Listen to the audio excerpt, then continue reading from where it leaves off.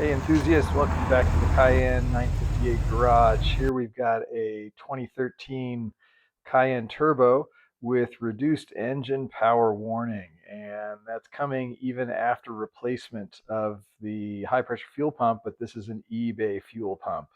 And so what we're doing today is we're going to take that fuel pump out and swap it for a factory. The first step here is to get the fuel pressure reduced, so we're going to pull the fuel pump fuse.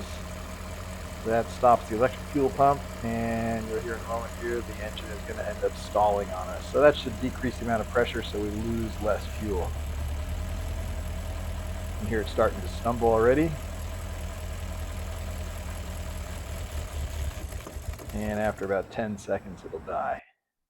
So starting out here, we're going to go pretty quick. The idea is let's get the hood opened up a little wider because we're going to cram into the corner of this engine.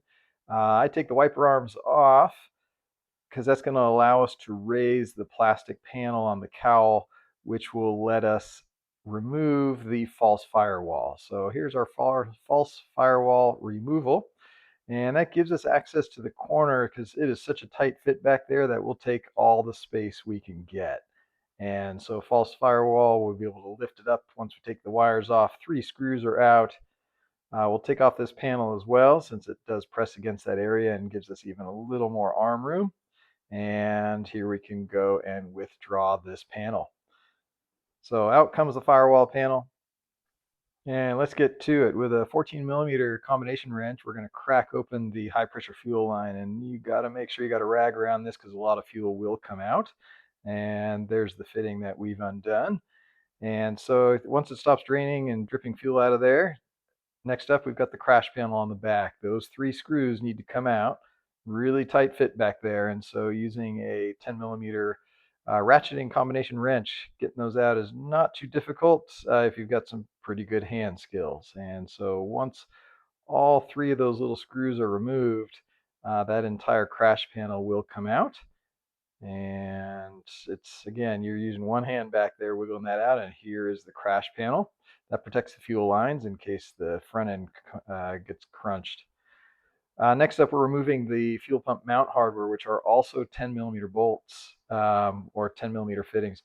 There's 2 studs and 1 screw. And so here comes one of the studs. It's underneath the high pressure fuel line. There's one of the studs.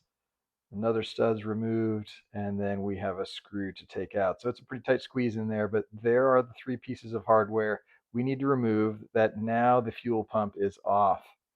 The low pressure fuel feed line is removed with a 17 and 19mm wrench, and it's also going to drain fuel, so have a rag under there, but it's just a matter of popping the left fitting is what actually will unscrew. And once the fitting's unscrewed, you can see it dripping some fuel there. A little quick threading here to undo that line. And now the fuel pump is almost 100% disconnected from the car. The only thing that's holding it here, it's hooked in with this little O-ring with a tight fit, so a little wobbling gets it loose. But don't forget there is an electrical connector underneath that we need to deal with. Accessing that is a little easier if you can take off the low pressure fuel line, which we're doing here. So I've popped off that fitting, unscrewed the low pressure line, the feed line, and off this line goes. There we go.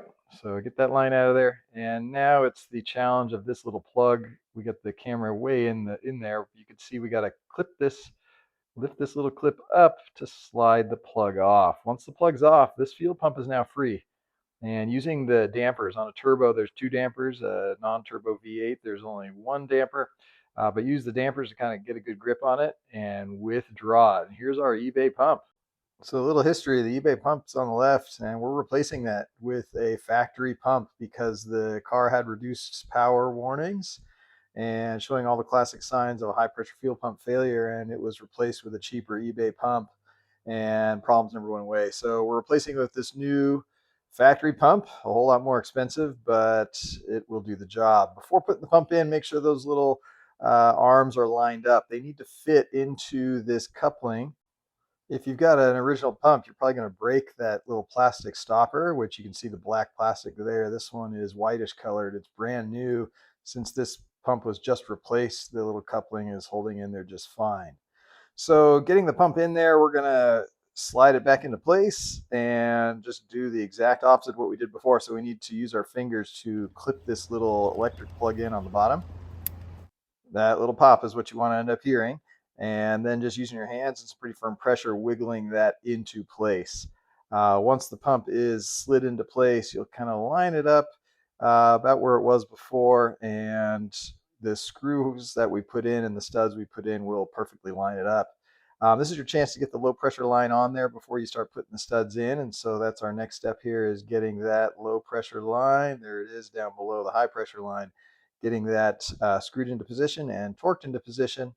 And then once we've got that hooked up, now we can move on to getting the actual line attached. So here we're attaching the low pressure line just initially to get that hose out of the way.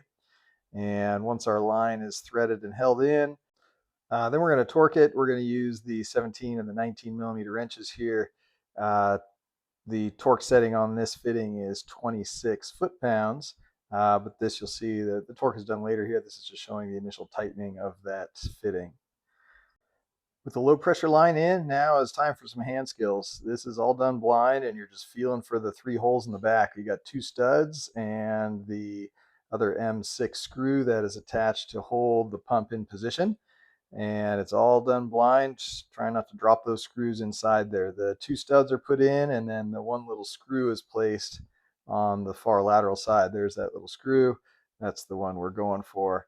And once those are tightened and put into place, now the pump is affixed. And the final thing to do is the crash plate on the back. Again, this is some pretty major hand skills to get those screws in there without dropping them and getting them tight.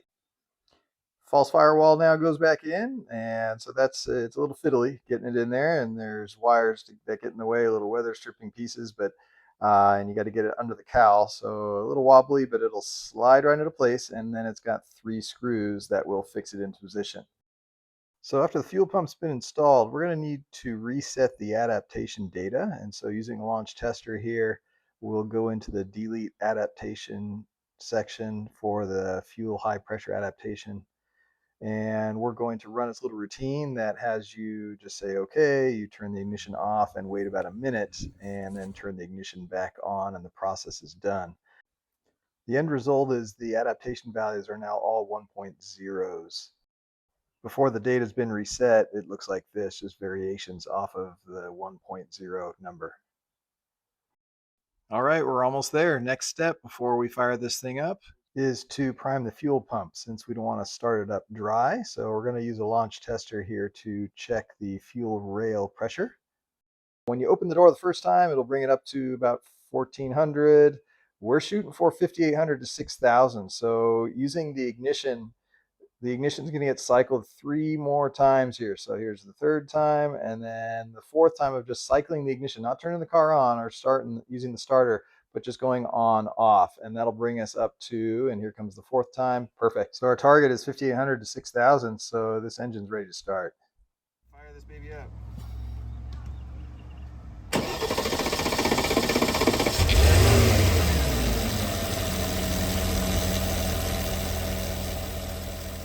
So pressure's working perfectly there. At idle, it's about 40,000 what we want. We've got a whole bunch of error codes. We're going to need to clear those out now that we've started the engine up, and this car is good to go. Starts right up.